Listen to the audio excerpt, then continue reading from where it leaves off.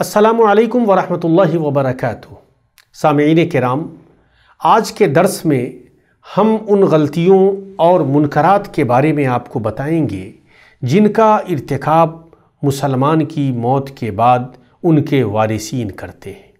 حالانکہ یہ ایسی غلطیاں اور منکرات ہیں جن سے ہماری شریعت نے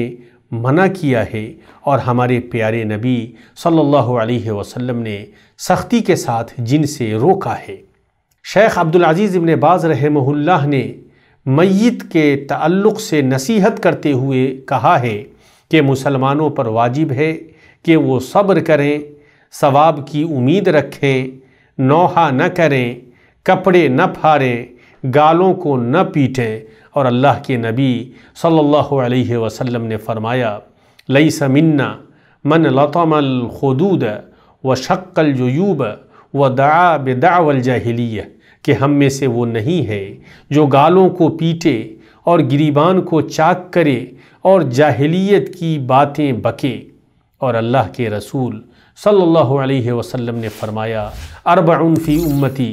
من امر الجاہلیت لا یترکونہن الفخر فی الاحساب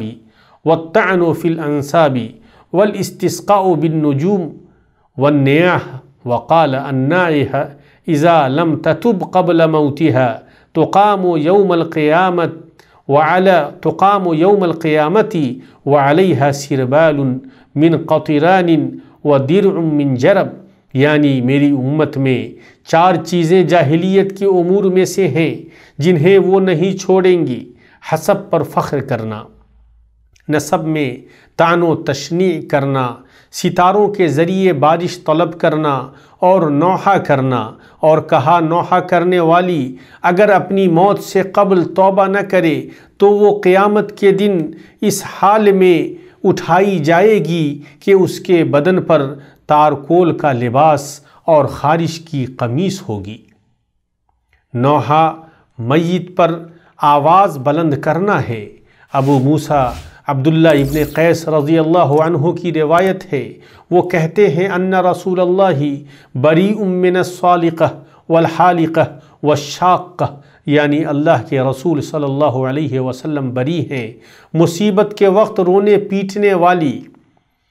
بال نوچنے والی اور کپڑے پھاڑنے والی سے۔ مصیبت کے وقت رونا چلانا،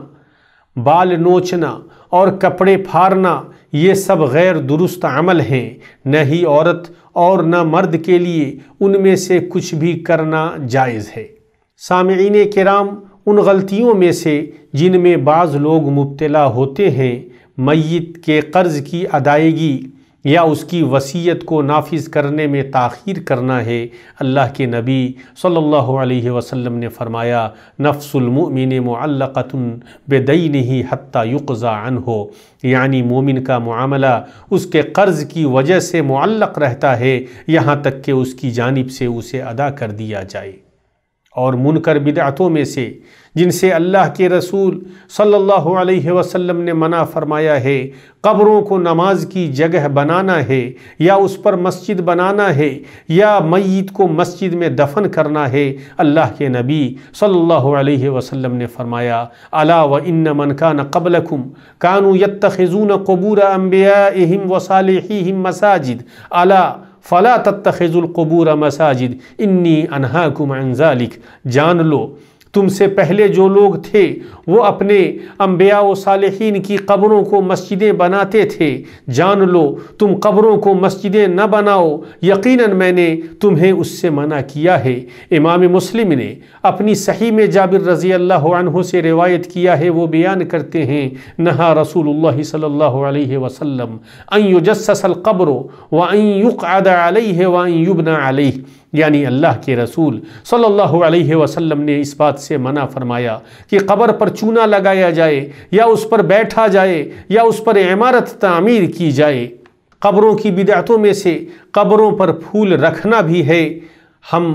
اس بدعت سے بھی اپنے آپ کو اور اپنے معاشرے کو محفوظ رکھیں، اور بقیہ دوسری بدعتوں سے بھی اور دوسرے منکرات اور غلطیوں سے بھی اپنے سماج کو اور اپنے گھرانے کو محفوظ رکھیں جن کا ذکر اس درس میں کیا گیا ہے۔ اے اللہ، ہمیں تو اپنے رسول کی پیروی کرنے والا اور نبی کریم کے نقش قدم پر چلنے والا بنا۔ آمین۔ والسلام علیکم ورحمۃ اللہ وبرکاتہ۔